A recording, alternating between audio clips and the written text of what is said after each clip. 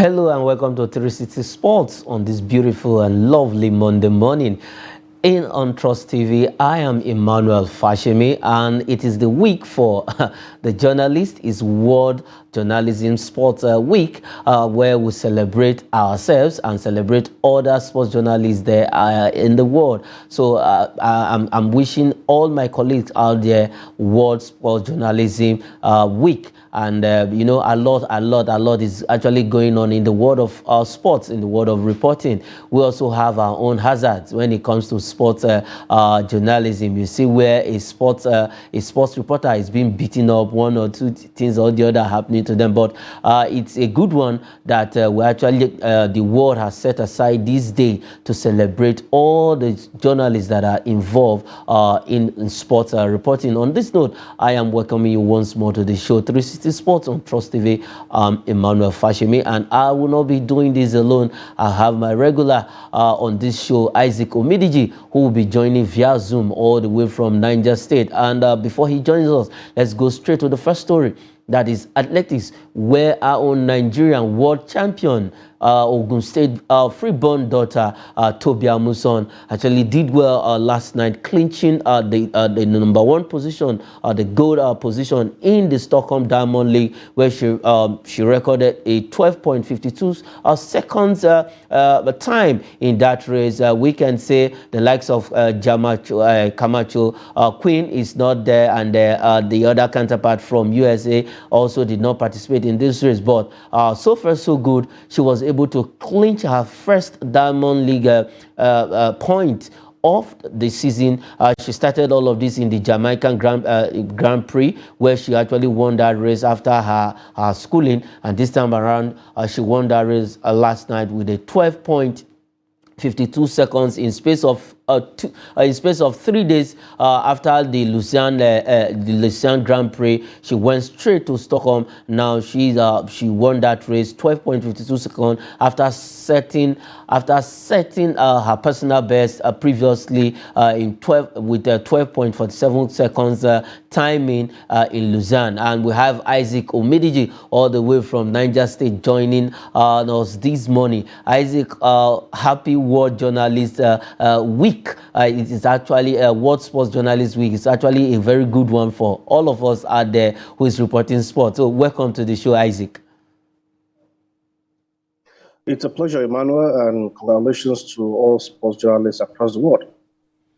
Okay, straight up, Toby Amusan did not leave any stone untouched last night, winning that race. We know all of these are preparatory races for Budapest coming up at the World Championship coming up in Budapest next month, and also the national trials has started, which will be starting in Benin today. So these are preparatory races for Toby Amusan. But last night, fantastic one from her, 12.52 seconds. How did you see that race of Toby Amusan?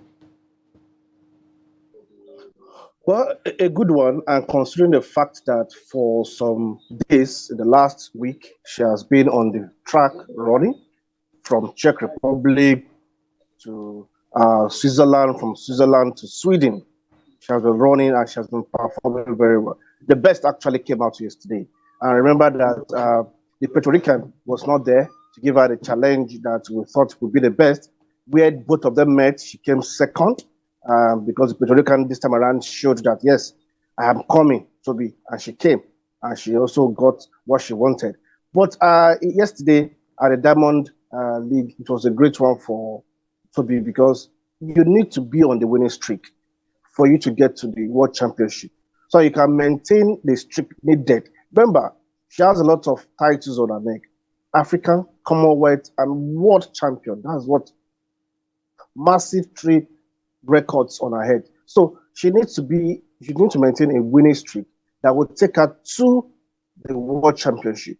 And I'm happy for her that, yes, she's taking it gradually from Czech Republic to Lucerne and now to Stockholm. So it's not a bad one for Toby, but we know that, yes, she can do better. She has done better than this even in the past. So I'm also very confident that she will do better in subsequent races. She will do better in subsequent races. Now, for the past, let me say, a week plus right now. Toby Amusan has been on the track, and she will continue that. We'll still get to that story in Benin City. But looking at her chances, most especially Toby Amusan, you highlighted all the titles she's holding: Commonwealth, African, the world. Right now, she's left with the Olympic medal, which I believe by Paris 2024, definitely she's on track to at least pull surprises in that competition come next year. But putting all of this together for Toby Amusan, Jasmine Camacho Queen, the Puerto Rican, has actually threatened her record that she set in Oregon last year.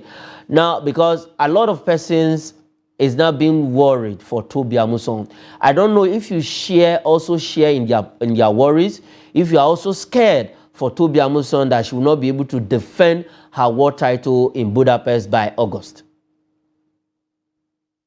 Well, I'm not scared, but I'm worried. And the fact is, a lot of athletes are on a trade. They want to get what she has gotten. And Camacho Queen, the Puerto Rican, is top on the list. And she has proven it just a few days ago when they met. And she will want to prove it on the larger stage. And I know Toby will also not want to relent. Probably she's living the best for the biggest stage. Probably, who knows?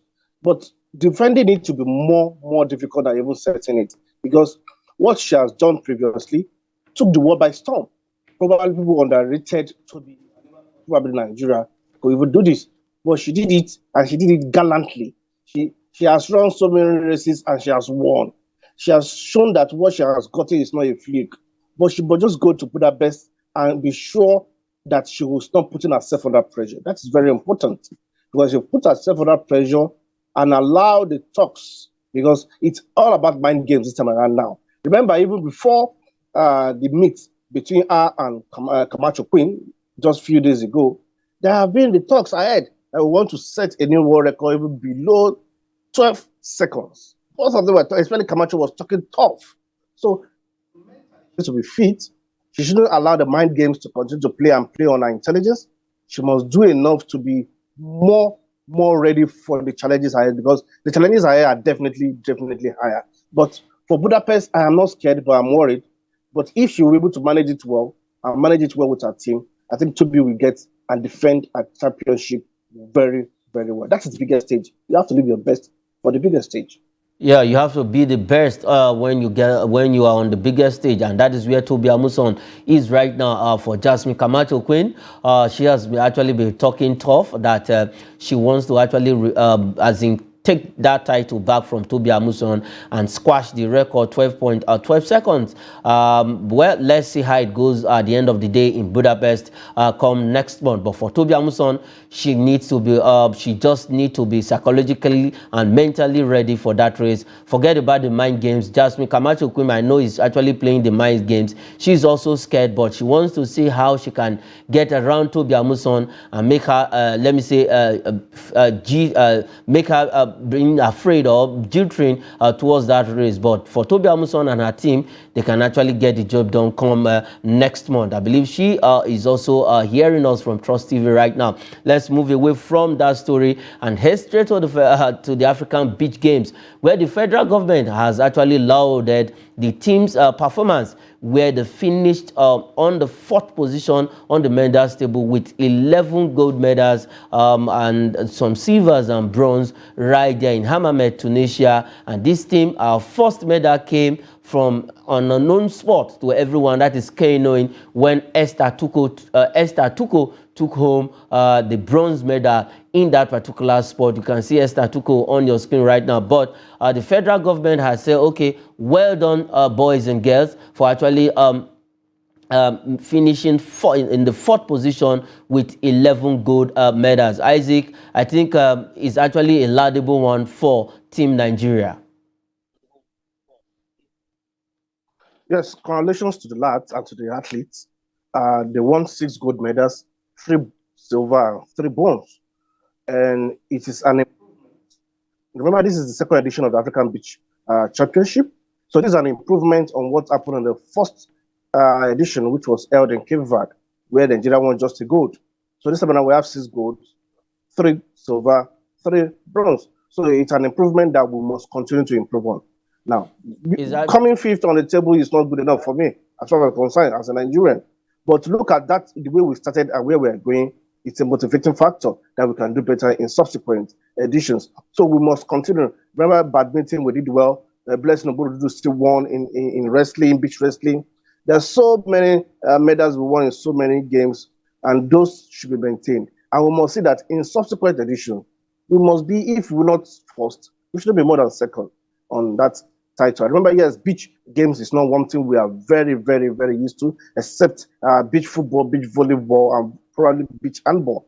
So subsequently, let's see how we can continue to improve, because it's an improvement from one just a gold medal in Cape Verde, the first edition, and 6 gold medals now. It's a good one.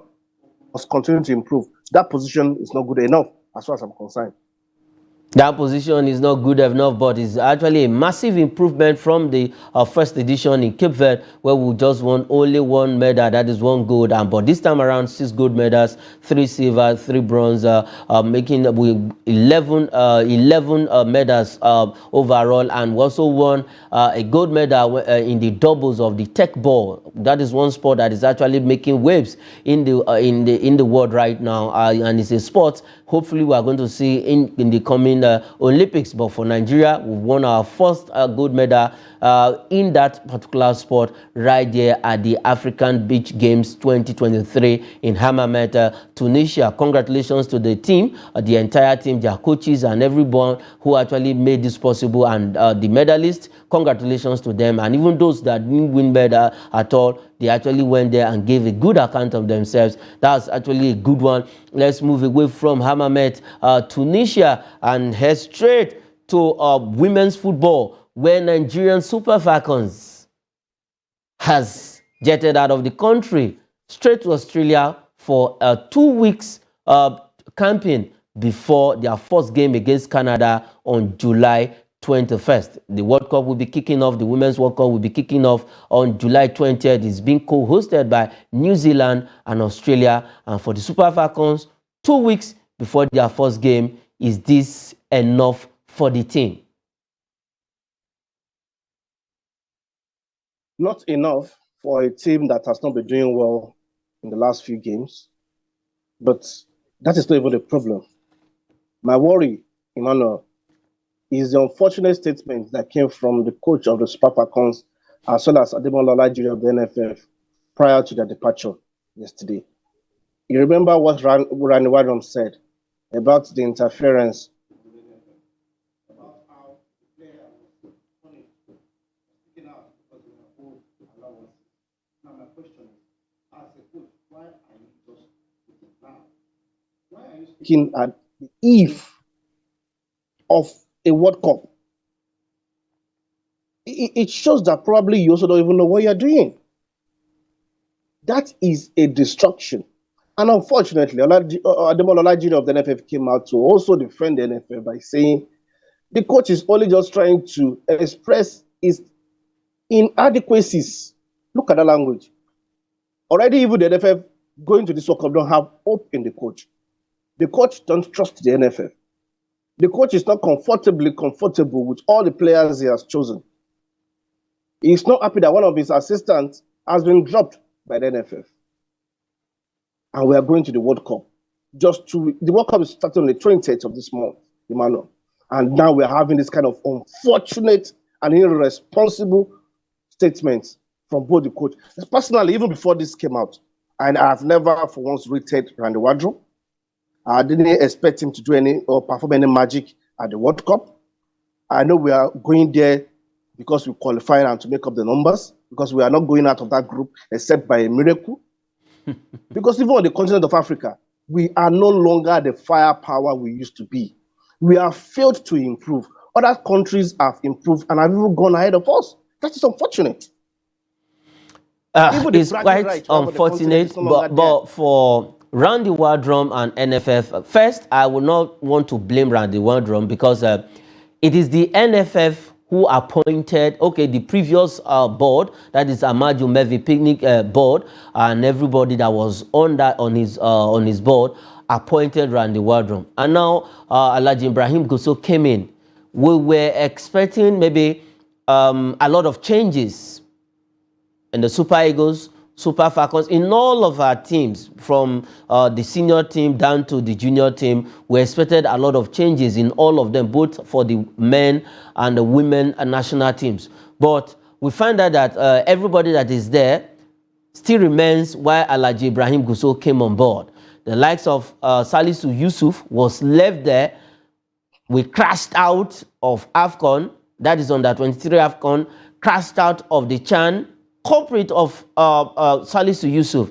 Now around the world run, we manage, we just have to squeeze after we finish fourth in the African Women's Nations Cup that gave us the automatic qualification. Then look at Flamingos, fine, we won the bronze medal. That aside, we did well. But look at under 20, look at the under 17 boys. There's no good report about these teams I just mentioned, with the Super Eagles crashing out. In fact, we lost the World Cup qualification right here in the city of Abuja. Now, what is actually going on? Because now we are hearing two sides of the story. Randy Wardrum is blaming NFF. NFF is blaming Randy Wardrum. And the first time the list came out, Ngozi Okobi was dropped and a lot of eyebrows was raised. Why was, okay, she was, let me use this word now, she was made the scapegoat to suffer for somebody else to be in that team. In all of this, how can we actually ravage this whole situation and stamp it out? NFF is not doing us good, Isaac. NFF is not doing us good, I agree. And they are the genesis of this problem. Because Randy Wardrum was just a college coach when we appointed him to be the coach of the biggest team on the continent of Africa when it comes to women football. It's just like going to the University of Benin and look for probably the sports director or probably the PhD teacher of a secondary school, of a college, like, and ask him or her to come and be the technical advisor of a record-making African women's team. That is a shame. And it has shown in how he has managed the Super Falcons that nothing good has come out, and probably nothing good will even come out under his tenure. Now, one of the reasons why he was accusing the NFF was that he asked for a 2 weeks before they go for the next 2 weeks in Australia. According to the NFF, what he asked for was 2 weeks training camp for home-based players that are not even part of the 23-man list he has released. To NFF, that is waste of resources, because none of these players will even go to the World Cup. So why the home camp?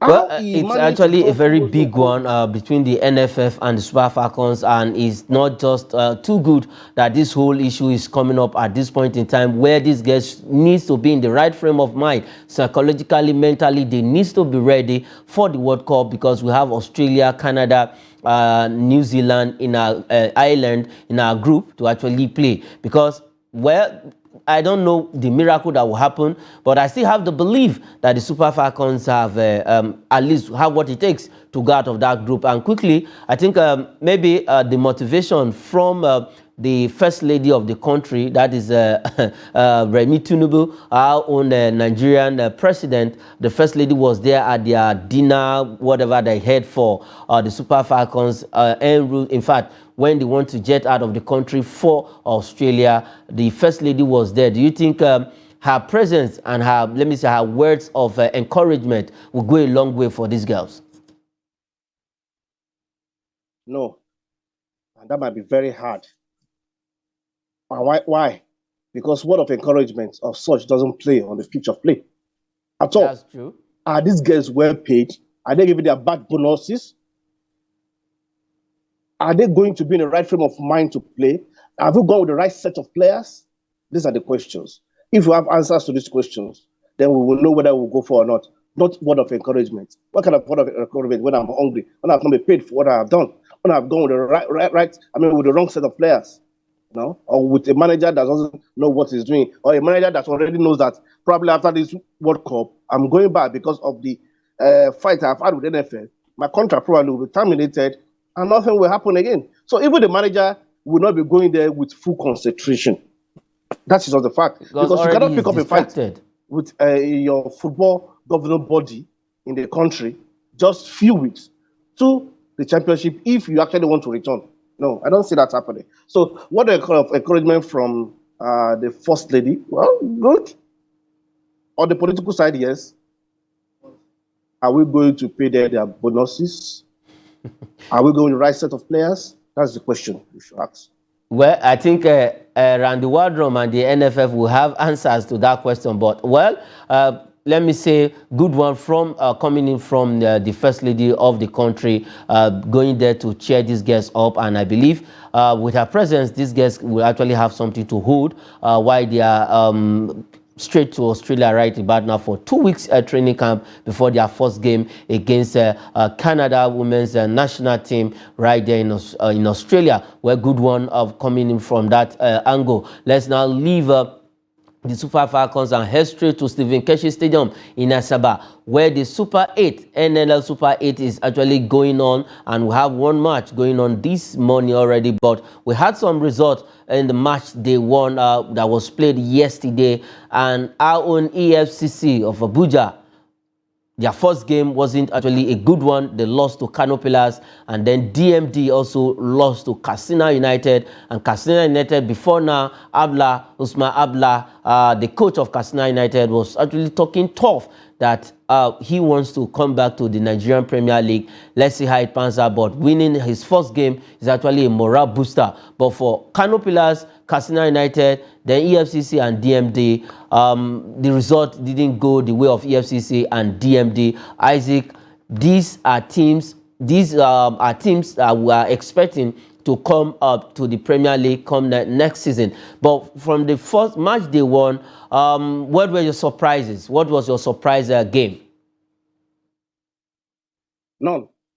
Because on paper, Kano Pillars is bigger than EFCC.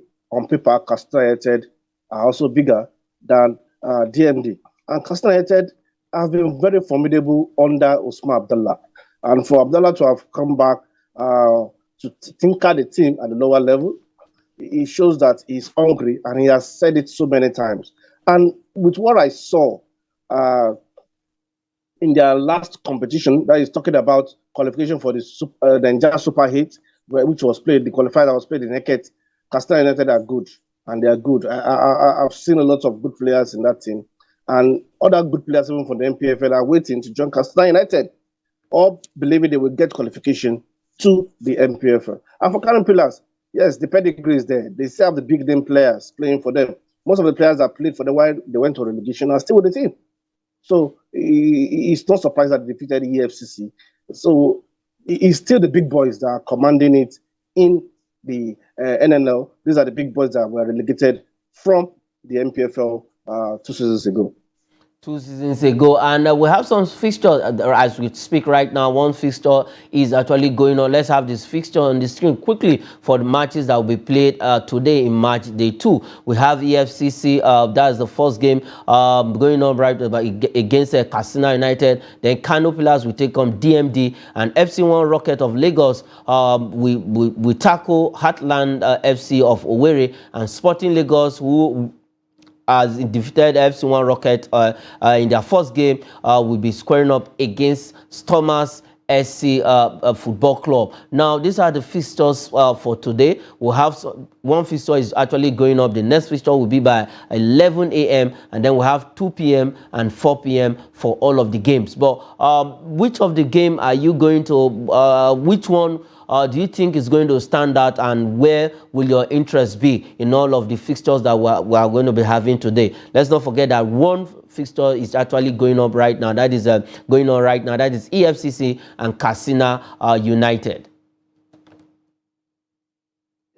That should have been a game that should attract my attention. Rather, I'll be going for Sporting Lagos against Thomas FC. Now, why is it so? These are two clubs that probably on paper, most people don't know them. By name, most people don't know them. But Sporting Lagos already won their first match.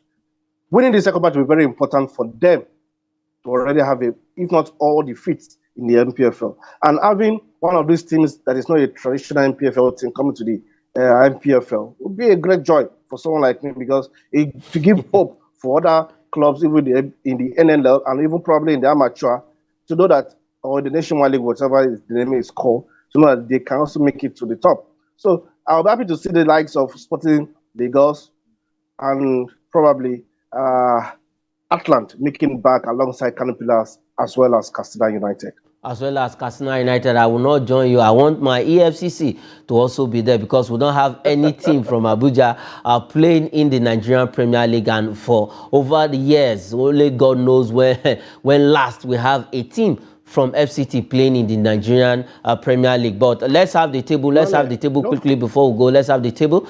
We have Katsina United topping. That is Group A, where they had 3 points, followed by Kano Pillars. They have the same goal difference, and EFCC, DMDFC with -1 each, and they are occupying the bottom, while EFCC right now game is upgoing with Kano Pillars. And then in Group B, we have Sporting Lagos occupying the first spot with 3 points. Heartland, because they drew their own game, they are on 1 point. Thomas SC 1 point, and the FC1 Rocket is on 0 point, occupying the last position. And let's not forget the first two teams at the top will actually go into another round of games, and then we'll have to crown the top two teams from the two groups. We have to play the final game to determine who wins the NNL playoff, NNL season in general. And at the end of the day, the first four teams will actually get a promotion into the Premier League. Let's move away from that story right about now and head straight to Europe, where AC Milan has tabled 20 million euros for our own Samuel Chukwueze. And as it stands, Chukwueze might just go to AC Milan. Isaac Omidiji. Yes, when a club like that comes for you, you would think twice.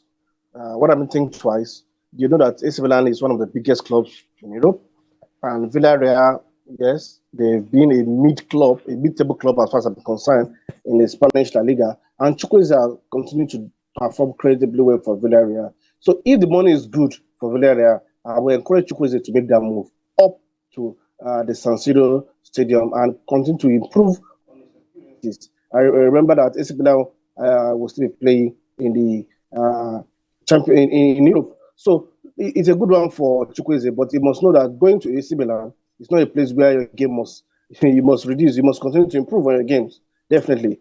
Because at the club side, I don't fault Chukwueze. He has been a very good player playing for Villarreal. I remember last season, he ended up as the best foreign, African player in the Spanish La Liga. Quickly before we go, let's take the last story on the show, where clubs are actually keen to have a Kenneth Omeru's signature. This is a man who has actually done well for himself in Leganés, but clubs from Saudi Arabia, Al Hilal precisely, and Kasim Pasa from Turkey are actually seeing how they can get the signature of this man. We know he has fallen out of favor in the Super Eagles team before he was being integrated back. But for Kenneth Omeru, quickly, where should this go? Turkey or Saudi Arabia? Has served Nigeria very well. He's still serving Nigeria. Since he couldn't make it into the first team of Chelsea, he has had to look for opportunities elsewhere.